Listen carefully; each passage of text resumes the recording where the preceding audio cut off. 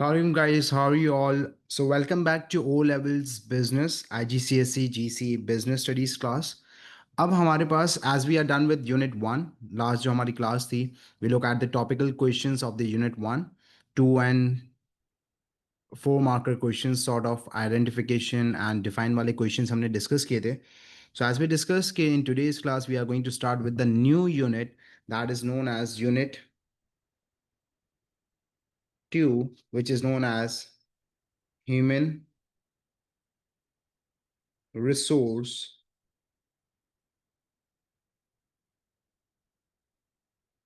Management. तो हमारे पास ये पर्टिकुलर जो क्लास है of unit two, it's a first class. तो you can say it's an introductory class of the unit two, in which we are going to develop the concept कि हमारे पास H R M unit two के अंदर है क्या, what chapters, what areas that we are going to cover, number one. Then we are going to discuss कि ये जो पर्टिकुलर यूनिट है या ये जो पर्टिकुलर डिपार्टमेंट है ह्यूमन रिसोर्स डिपार्टमेंट, इसमें क्या चीज़ें हम डिस्कस करेंगे और क्या ये इसका फंक्शन होता है. तो लेट्स स्टार्ट. सबसे पहले तो हम यहाँ पे ब्रेक डाउन करते हैं कि व्हाट इज़ एच आर हमारे पास, व्हाट इज़ ह्यूमन रिसोर्स. तो ह्यूमन रिसोर्स का कॉन्सेप्ट क्या है हमारे पास. हमारी जब बिजनेस स्टडीज की क्लास स्टार्ट हुई थी तो हमने पढ़ा था फैक्टर्स ऑफ प्रोडक्शन. तो फैक्टर्स ऑफ प्रोडक्शन के अंदर we discuss that there are four factors of production: land, labour, capital and enterprise. तो simply H R is known as the second factor of production, number one you can से. या फिर आप कह सकते हैं कि H R means labour that is employed in an organization, or you can say the workforce of an organization, or simply the manpower in an organization. इन सब का मतलब हमारे पास सेम है. तो while writing an answer you can use workforce, manpower, labor, human resource. These are the multiple names, you can say synonyms if you are referring to the word labor. तो बार बार अगर labor का word use कर रहे हैं तो you can use the workforce as well. तो सबका मतलब हमारे पास क्या है यहाँ पे, सेम है. अब ये जो ऑर्गेनाइजेशन के अंदर लेबर होती है ये हमारे पास क्लासिफाई होती है इनटू टू डिफरेंट कैटेगरीज. कुछ वर्कर्स हमारे पास होते हैं, they are known as unskilled and some are known as skill workers. Now let's take an example. आप लेट्स सपोज आप विजिट करते हैं कंस्ट्रक्शन साइट पे. अब उस कंस्ट्रक्शन साइट पे आप देखते हैं कि कुछ मजदूर जो है ना वो काम कर रहे हैं हमारे पास. ठीक है, they are involve in the physical activity because they do not have any particular qualification degree. तो उसकी वजह से वो अपनी फिजिकल एफर्ट्स और फिजिकल स्ट्रेंथ को यूज़ करें to serve an organization and they are providing this particular service. तो इसकी वजह से ये जो अनस्किल्ड वर्कर्स होते हैं they are involve in the physical activity. इसी तरीके से आपके पास आप स्कूल कॉलेजेस के अंदर या एजुकेशनल इंस्टीट्यूट्स के अंदर जाते हैं तो वहाँ पे जो डोमेस्टिक स्टाफ होता है, क्लरिकल स्टाफ होता है, पियोन जो पानी सर्व कर रहा है, क्लासेस को सेट कर रहा है, क्लीनिंग के अंदर इन्वॉल्व है, चेयर्स को सेट कर रहा है. तो हमारे पास वो सारे के सारे हमारे पास क्लासीफाई होते हैं as the unskilled workers of an organisation.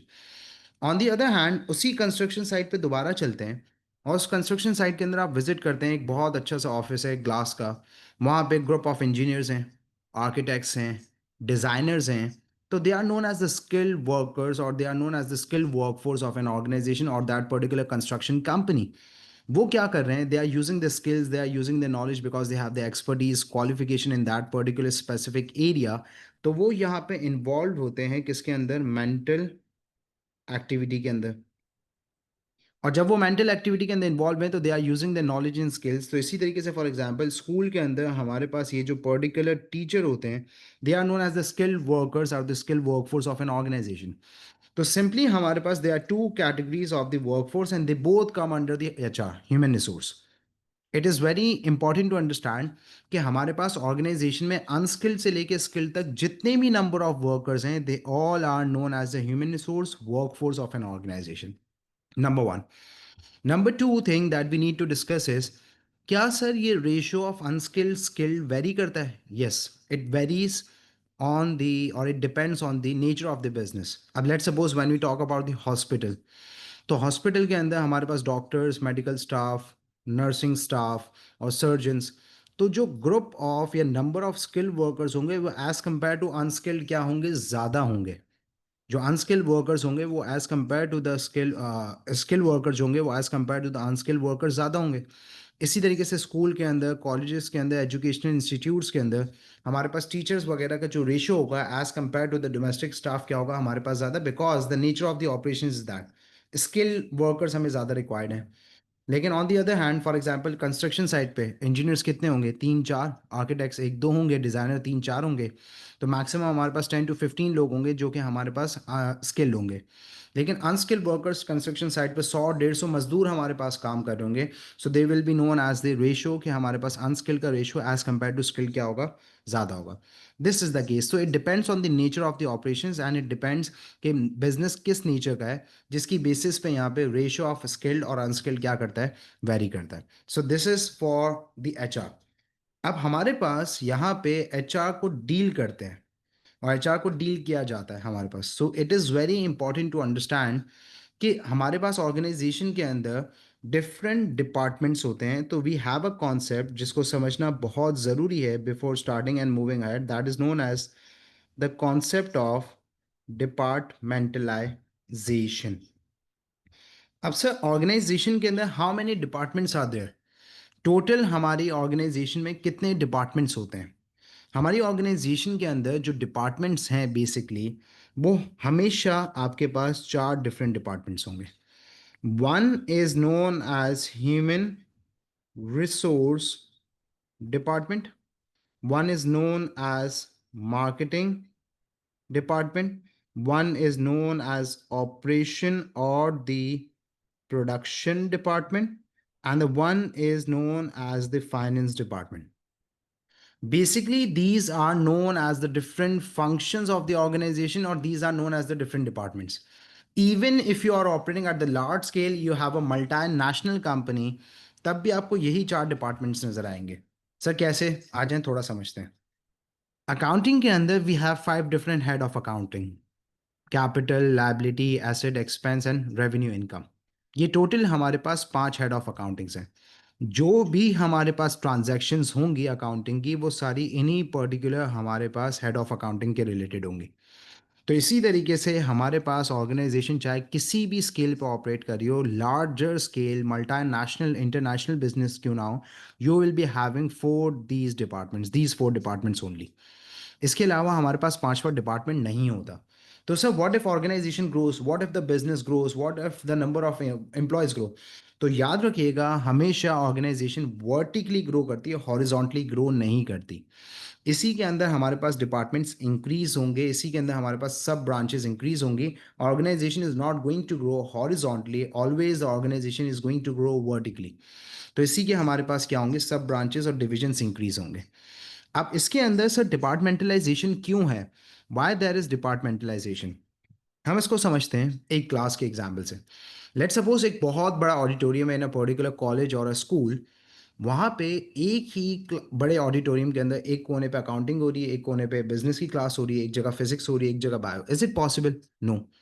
होता क्या है हमारे पास कि schools, colleges, institutions, universities allocate different rooms for the different classes. एक ही टाइम पे कॉलेज के अंदर मल्टीपल क्लासेस हो रही होती है, but at the separate and the different rooms. Why in the different rooms? क्योंकि each subject is different from another. हर सब्जेक्ट की जो हमारे पास स्पेशलिटी है, स्किल्स हैं, हर सब्जेक्ट की जो रिक्वायरमेंट है वो डिफरेंट है। तो इसी तरीके से हमारे पास जो वर्कर्स होते हैं, वो हमारे पास कुछ वर्कर्स होते हैं expertise with the HR, expertise with the marketing, skills with the operation production, skills with the finance. तो इसकी वजह से जब हमारे पास नंबर ऑफ वर्कर्स इंक्रीज होते हैं, तो हम उनको स्किल्स की, एक्सपर्टीज़ की बेसिस पे डिवाइड कर देते हैं इनटू डिफरेंट डिपार्टमेंट्स। जैसे डिवीजन ऑफ लेबर का कॉन्सेप्ट है, वो यहाँ पे थोड़ा सा ओवरलैप कर रहा है, लेकिन उससे कंफ्यूज नहीं होइएगा।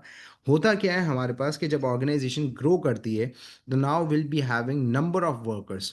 तो now we need to divide them into different departments according to the skills, expertise and the function. कि आपकी एक्सपर्टीज स्किल्स इसमें है तो you are better for the HR department, आपकी स्किल्स इसमें है तो you are better for the marketing department, you have the qualification in the accounting, so you belongs to the finance and accounting department. तो it is very important to understand कि जब organisation के अंदर number of workers grow होते हैं, तो हम इनके इनके डिफरेंट डिपार्टमेंट्स में और इनके डिफरेंट फंक्शंस में उसे डिवाइड कर देते हैं। इसी का हमारे पास एक आउटकम है, that is known as human resource department. अब ह्यूमन रिसोर्स डिपार्टमेंट क्या है? Human resource department is a division that deals with all the labor related functions and issues.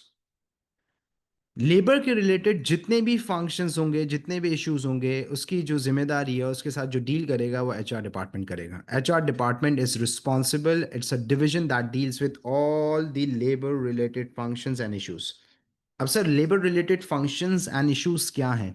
Labour related functions हैं कि अगर for example hiring of the employ करनी है, if we need workers and if we want to get worker in our organization or there is a vacancy, the HR department is responsible to hire an employee. Signing off the contracts कौन करेगा? HR department करेगा. Employ की performance को evaluate करना है, manage करना है, वो कौन करेगा? एचआर डिपार्टमेंट करेगा.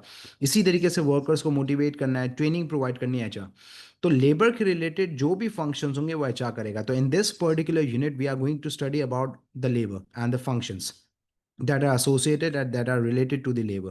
तो पूरे यूनिट के अंदर जितने भी number of chapters that we are going to cover, उसके अंदर हर जगह हमारे पास लेबर इन्वॉल्व होगी. Hiring of the labour, employment contracts of the labour, performance appraisal of the labour, training of the labour, management of the labour. तो we are going to look at the labour.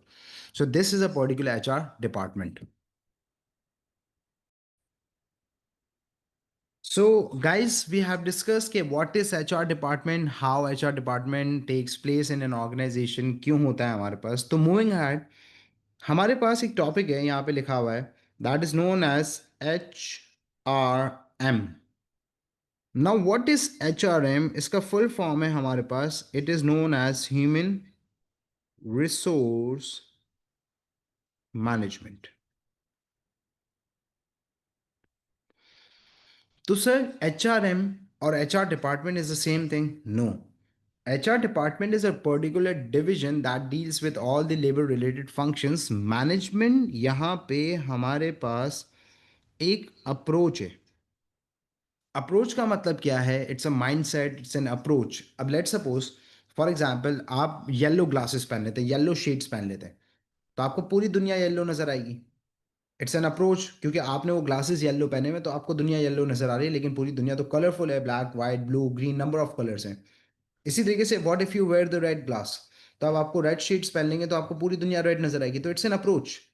तो यहाँ पे भी हमारे पास ये है कि H R M is an approach. Approach क्या है? H R M, H R M consider करती है कि लेबर जो है ना हमारे पास एक वैल्यूएबल एसेट है. Now sir, what is asset? Asset is known as something that you own. Let suppose आपके पास एक गाड़ी है and you own that particular car. How you are going to own that particular car? When you are going to pay the price or when you are going to pay the cost. आपने गाड़ी खरीदी for example 20-25 lakh रुपए की, तो वो जो 20-25 लाख रुपए की फाइनेंशियल अमाउंट है, you have paid against which that you got a car. तो now that particular car will be known as an asset और will be counted as an asset. अब आप गाड़ी यूज़ कर रहे हैं, रन कर रहे हैं, गाड़ी ख़राब हो जाती है, तो what you are going to do?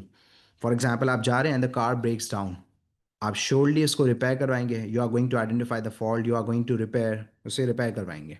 क्यों? क्योंकि वो एसेट है, एक चीज़ है जिसकी आपने फाइनेंशियल कॉस्ट फेस की है. तो human resource management is an approach, it's a way of managing the labour by considering that labour is a valuable asset. Labour एक फैक्टर ऑफ प्रोडक्शन है, उसके बगैर बिजनेस ऑपरेट नहीं कर सकता. They apply the skills, they provide the services on which the business runs और on which the business operates. एक hospital है, उसके अंदर अगर डॉक्टर्स नहीं हैं, अच्छे डॉक्टर्स नहीं हैं, तो hospital can not run, hospital can not provide the high quality service, medical service. इसी तरीके से हमारे पास for example university, schools, colleges और an education institutes do not have the faculty or the good faculty or highly skilled faculty, so they are not going to provide high quality education. So it is very important to understand that HRM is an approach. They consider labor is a valuable asset, और जब valuable asset है आपके पास, तो अब उसकी कुछ ना कुछ ऑर्गेनाइजेशन में सोशल और ऑर्गेनाइजेशन में उनकी फाइनेंशियल नीड्स होती हैं.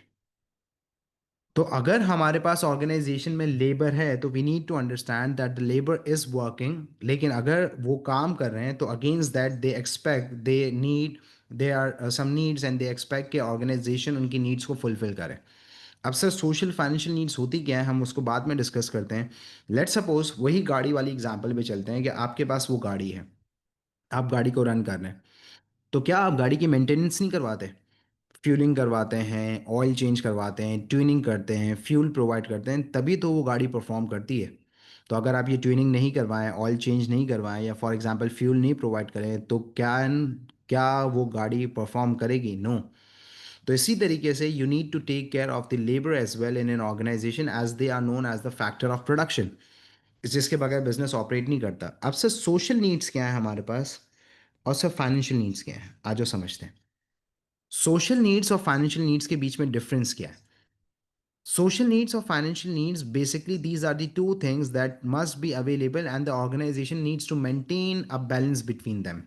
अब लेट सपोज एक ऑर्गेनाइजेशन है, वो कहती है मुझे कि कॉलेज है, वो कहता है कि सर हम आपको भरपूर पैसे देंगे, we are going to provide you the pay, जो कि आपको किसी भी कॉलेज में नहीं मिलती है, हम आपको पर बैच उससे ज़्यादा मल्टीप्लाई बाय 3-4 टाइम्स देंगे, आप डिगी गाड़ी की डिगी में पैसे भर के जाएंगे, इतना पैसा हम आपको देंगे। लेकिन do not expect any particular respect from us, nor from the domestic staff, कुछ भी नहीं। आप अगर बोलेंगे कि फॉर एग्जांपल प्रोजेक्टर सेट कर दें या एप्पल टीवी कनेक्ट कर दें, तो हमारा पियोन बोलेगा खुद कर ले, नौकर नहीं लगे हुए। या फॉर एग्जांपल अगर आपको कोई चीज़ चाहिए होगी तो हम बोलेंगे घर से लेकर आओ। This type of behaviour they are going to apply. वहाँ पे आपको कोई रिस्पेक्ट नहीं मिलेगी। वहाँ पे अगर आपको कोई पर्टिकुलर आपने अचीवमेंट करी है तो देर इज़ नो रिकग्निशन कि आपकी तरफ से अचीवमेंट है, ऑर्गेनाइजेशन की तरफ से अचीवमेंट है, आप कौन है। तो इस टाइप का अगर बिहेवियर होगा हमारी ऑर्गेनाइजेशन में और आपको भरपूर पैसे मिलेंगे, are you willing to work? I am going to say no. तो सोशल नीड्स का मतलब क्या है कि यहाँ पे सिर्फ पैसे नहीं है, we all are the social animals, we need status, we need respect, we need recognition. अगर हम कोई पर्टिकुलर अचीवमेंट करते हैं तो we need appreciation and feedback, that's a case. तभी तो organisation in order to keep the workers motivated employee of the month का award देती है, जो वॉल ऑफ फेम होती है उस पर अनाउंस करती है, सोशल मीडिया पे अनाउंसमेंट करती है पोस्ट बना के कि हाँ ये हमारे एम्प्लॉय ऑफ द मंथ है, it gives an appreciation to the employees. तो it actually satisfy the social needs of the workers at the work place. ये हमारे पास सोशल नीड्स हैं। ऑन दी अदर हैंड, दूसरे पर्टिकुलर कॉलेज में आता हूँ, सर हम आपको इज्जत बहुत देंगे, आपको रिस्पेक्ट बहुत मिलेगी, आपको एम्पावर किया जाएगा, आपकी रिस्पेक्ट होगी, स्टेटस होगा, सब कुछ होगा, लेकिन we are not going to give you any money.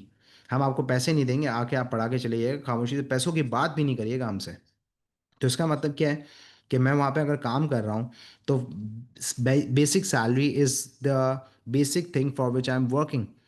तो अगर मैं यहाँ पे काम कर रहा हूँ तो मुझे यहाँ पे compensation in terms of money मिलना चाहिए। तो अगर वो ऑर्गेनाइजेशन मुझे नहीं पे कर रही तो इसका मतलब क्या है, they are not fulfilling my financial needs. तो अगर फाइनेंशियल नीड्स मेरी सेटिस्फाई नहीं हो रही तो इसका मतलब क्या है कि I am not going to work with the motivation in that organisation, I am not willing to work in that organisation. तो फाइनेंशियल नीड्स का मतलब क्या है, प्रॉपर कंपनसेशन मिले, सैलरी, वेजेस, ओवर टाइम काम करें तो ओवर टाइम पे मिले, एक्स्ट्रा अगर कोई पर्टिकुलर अचीवमेंट है तो bonus, commission, these are the financial needs of the employees. तो ऑर्गेनाइजेशन को चाहिए कि वो अपने एम्प्लॉयज़ की सोशल और फाइनेंशियल दोनों नीड्स को सेटिस्फाई करे। और जब ऑर्गेनाइजेशन की वर्कर्स की सोशल और फाइनेंशियल नीड्स सेटिस्फाई होंगी तो now the workers are going to work with the motivation. तो वर्कर्स की यहाँ पे मोटिवेशन बढ़ेगी और वर्कर्स की जो सेटिस्फैक्शन है regarding the job at the work place वो बढ़ेगी। और जब वो यहाँ पे मोटिवेशन और सेटिस्फैक्शन से काम करेंगे तो now they are going to work with the efficiency, they are going to work with the productivity. और इससे ऑर्गेनाइजेशन के अंदर एचआर इश्यूज नहीं होंगे, ऑर्गेनाइजेशन ग्रो करेगी इन terms of output and all. So simply HRM is an approach in which the management consider labor as a valuable asset. Their social and financial needs should be satisfied at the workplace because they are the valuable asset. We need to take care of their needs, social and financial needs. And when we are going to fulfill their needs, they are going to work with the efficiency, productivity, motivation, HR issues भी नहीं होंगे, workers हमारे छोड़ के भी नहीं जाएंगे, and the organization is going to grow. So this is an approach of the। तो अगर मुझे यहाँ पे HRM को अब डिफाइन करना है, ह्यूमन रिसोर्स मैनेजमेंट को, तो how I am going to define it. Human resource is an approach in which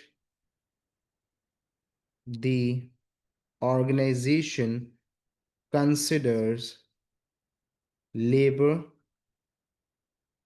as a valuable asset and their social and financial needs should be satisfied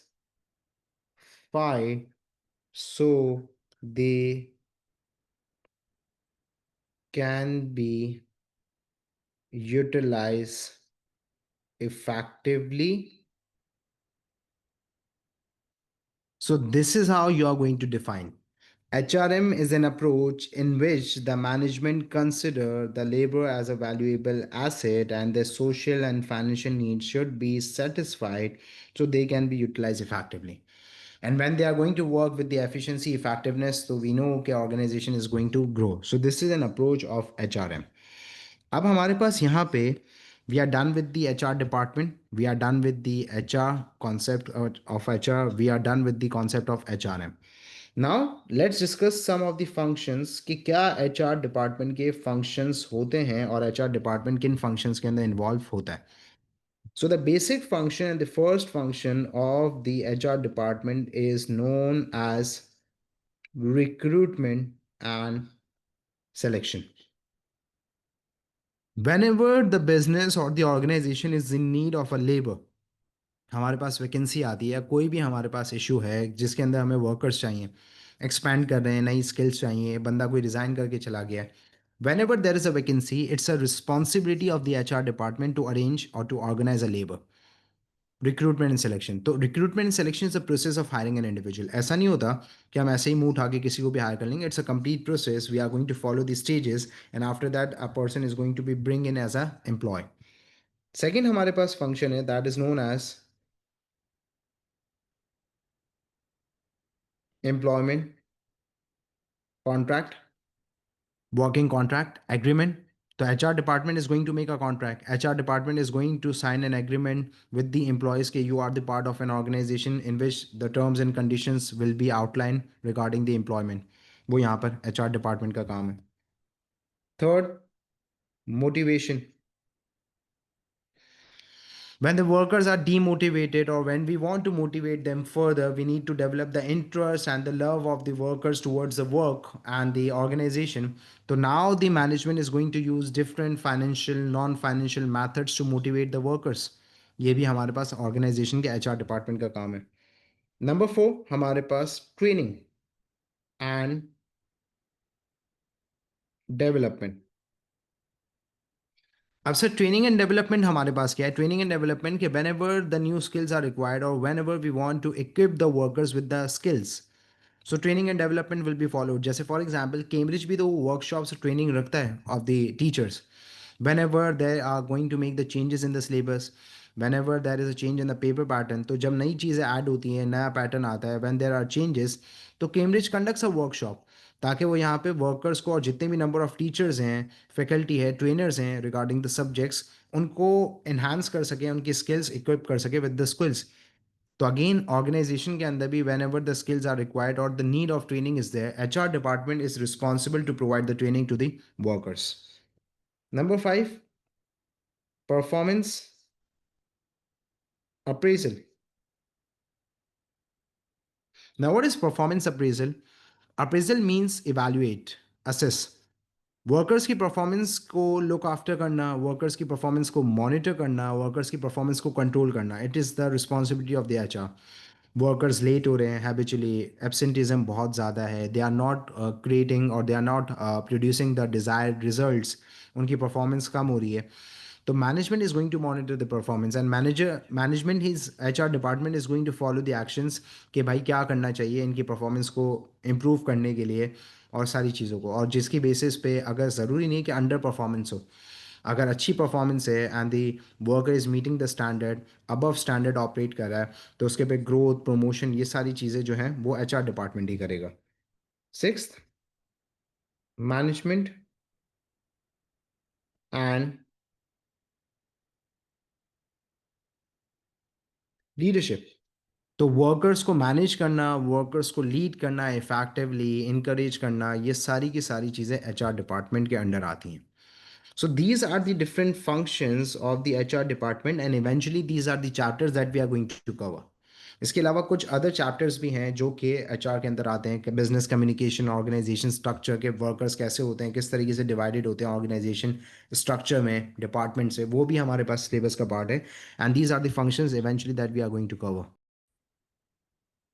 तो guys हम यहाँ पे start लेते हैं to the first function of the HR department that is known as recruitment and selection. It is one of the function and the most important function of the HR department. अब sir recruitment and selection क्या है? To keep it simple, it is a hiring process. अब यहाँ पे कुछ चीज़ें discuss करते हैं। Let suppose you want to buy a car, एक गाड़ी आपको खरीदनी है। क्या गाड़ी आप रैंडमली ऐसे ही खरीद लेंगे? No, you are going to choose. गाड़ी को इंस्पेक्ट करेंगे, एक्सटीरियर, इंटीरियर, इंजन, मैकेनिक को दिखाएंगे, डेंटर को दिखाएंगे, और उसके बाद गाड़ी की इंस्पेक्शन होगी। Then you are going to compare the car with the other available cars and then you are going to make a decision. ऐसा तो नहीं है कि आप रैंडमली कोई भी जाके गाड़ी खरीद लेंगे। No, you are going to follow this complete process and after this satisfaction you are going to purchase a car. तो रिक्रूटमेंट एंड सिलेक्शन भी ऐसा ही है। ऐसा नहीं है कि रैंडमली आप किसी को भी ऑर्गेनाइजेशन में काम करने के लिए लेकर आएंगे। नो, तो recruitment and selection process must be effective. अब सर वो इफेक्टिव कैसे होगा? जब हम प्रोसेस पढ़ेंगे तो we are going to learn कि how to make the recruitment and selection process effective, लेकिन इट मस्ट बी इफेक्टिव। अगर वो इफेक्टिव नहीं है तो you are going to get the wrong person, और अगर आपको गलत आदमी मिल गया तो दोबारा से आपको रिक्रूटमेंट करनी पड़ेगी, because that person is not fit for the job, that person is misfit, that person is not meeting the criteria. तो recruitment and selection process must be effective. Effective होने का मतलब क्या है? कि आपको सही बंदा सही वक्त पे सही जॉब के लिए मिल जाए। That is to get the right person for the right job at the right time. And if you are successful in getting this, that means you are involved in the effective recruitment and selection. And from the other side देखा जाए तो आपका HR department effective है। आपका HR department अच्छा है क्योंकि वो यहाँ पे इफेक्टिव रिक्रूटमेंट कर रहा है। तो जैसे फॉर एग्जांपल आप डिफरेंट मेथड्स को यूज़ करते हो to measure the performance, so how you are going to measure the performance of the HR department, कि जितनी इफेक्टिव वो रिक्रूटमेंट कर रहा है उसका मतलब उतना ही वो इफेक्टिव काम कर रहा है। So if the particular person is performing its function very well or efficiently or effectively, it means कि उसकी परफॉर्मेंस सही है। तो उसकी परफॉर्मेंस सही होने का मतलब क्या है? कि एचआर डिपार्टमेंट की परफॉर्मेंस डिपेंड करती है, वन ऑफ द मैथड ये है कि वो कितनी इफेक्टिव रिक्रूटमेंट सिलेक्शन कर रहा है। तो सर रिक्रूटमेंट सिलेक्शन को अगर फॉर एग्जांपल हमारे पास डेफिनेशन आ जाती है for 2 marks, so how we are going to define कि रिक्रूटमेंट सिलेक्शन है क्या हमारे पास? तो आप इस तरीके से डिफाइन करेंगे कि recruitment selection is a process of hiring an individual to fill the workforce gap। अब वर्कफोर्स गैप का मतलब क्या है? कि we are in need of employee and we do not have. अब वो कोई वैकेंसी है, कोई बंदा छोड़ के चला गया है, या कोई भी गैप आ गया है कि हमारे नंबर ऑफ वर्कर्स कम हो गए, तो now we need the person, तो वर्कफोर्स गैप है। तो an individual to fill the workforce gap in terms of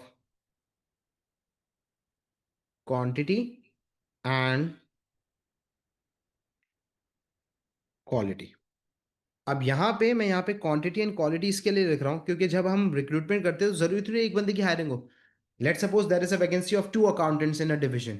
तो कितने वर्कर्स चाहिए? 2 वर्कर्स चाहिए। तो quantity refers to the number of workers that are required, और 2 अकाउंटेंट चाहिए तो अकाउंटेंसी स्किल्स रिक्वायर्ड हैं, तो quality refers to the skills that are required.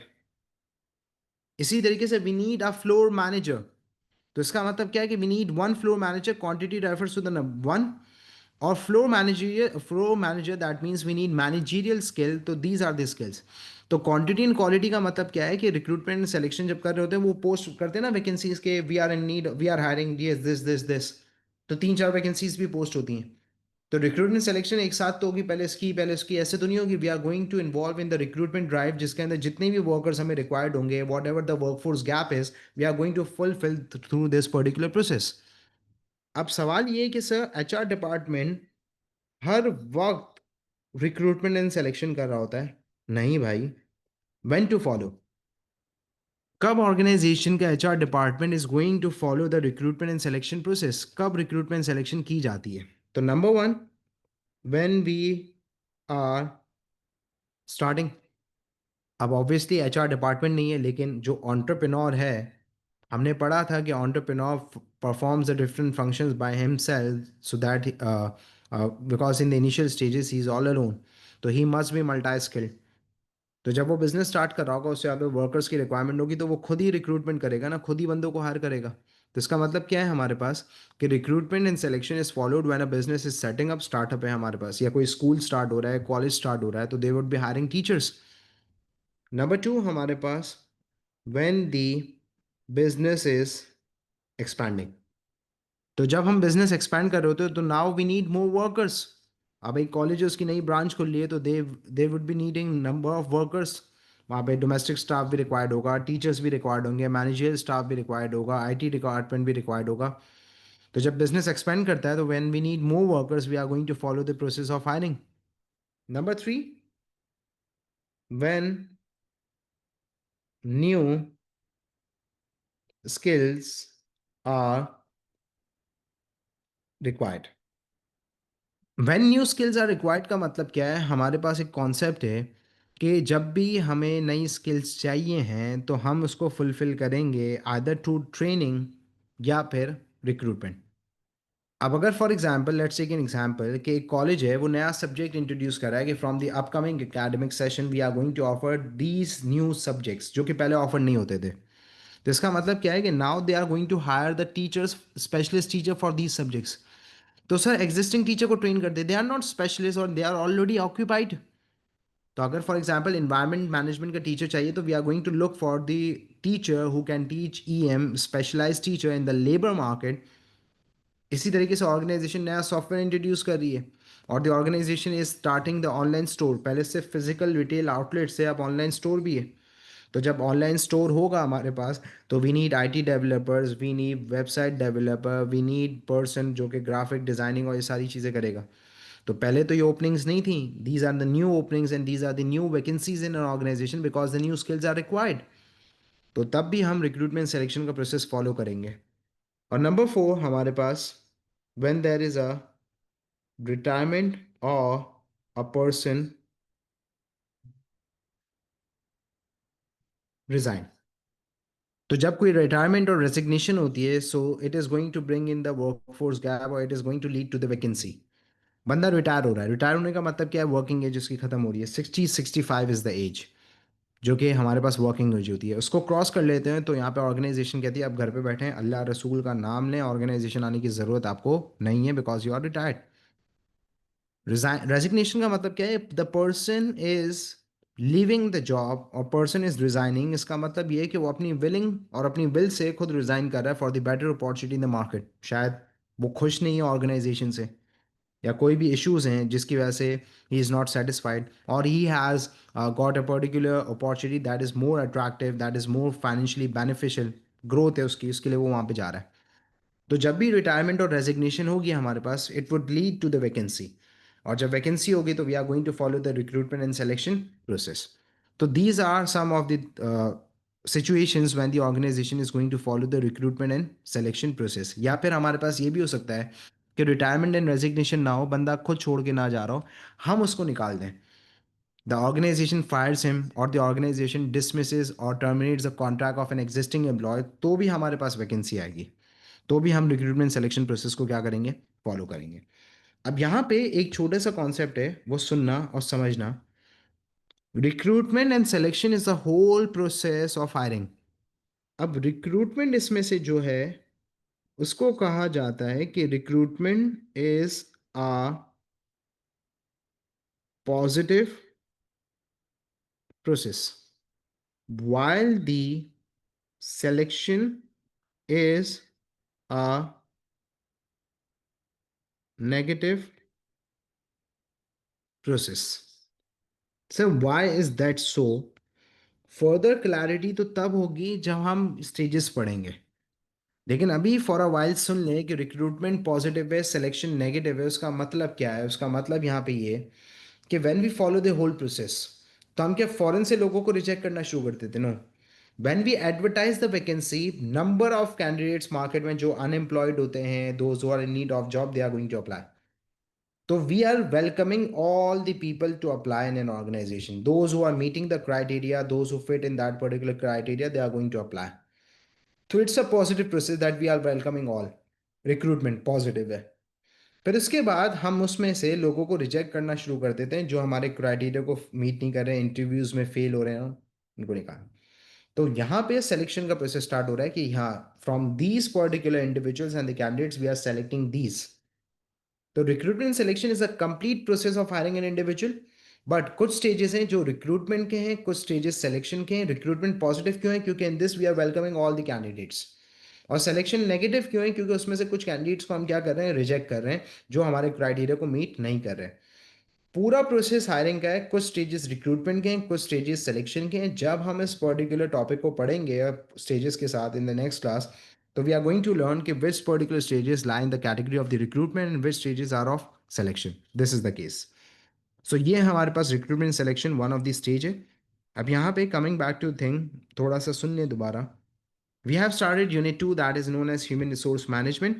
Sorry, human resource management का जो कॉन्सेप्ट है हमारे पास, सबसे पहले तो we broke down the human resource कि human resource है क्या। Unskilled skilled workers those are employed in an organisation. Unskilled को मसला तो भी एचआर डिपार्टमेंट, स्किल को मसला तो भी एचआर डिपार्टमेंट। अब से डिपार्टमेंटलाइजेशन का कॉन्सेप्ट क्यों है? व्हेन द ऑर्गेनाइजेशन ग्रोज, तो हम यहाँ पे वर्कर्स को डिवाइड कर देते हैं इनटू डिफरेंट डिपार्टमेंट्स। अगर हमारी ऑर्गेनाइजेशन मल्टानेशनल लार्ज स्केल पे भी क्यों ना हो, we will be having 4 different departments: HR, marketing, finance, operations and यही 4 डिपार्टमेंट्स हैं। जिसमें से एक डिपार्टमेंट हमारे पास एचआर है। HR is a division that deals with all the labour related functions and issues. Signing of a contract, employment, hiring, firing, सारी चीज़ों के साथ कौन डील करेगा? HR department. Then we discuss HRM an approach, जिसके अंदर the management consider और the organisation consider labour as a valuable asset. और जो लेबर वैल्यूएबल एसेट है, तो उनकी कुछ सोशल और फाइनेंशियल नीड्स हैं जो कि सेटिस्फाई होंगी, तो they are going to work with the motivation and satisfaction. Then we discuss some of the functions of the HR department: recruitment, selection, employment contract, motivation, training, performance appraisal, management leadership, firing, hiring, सब कुछ. Then we started with the recruitment selection. It's a process of hiring an individual and it must be effective because you are bringing in the second factor of production. So you need to make a right choice.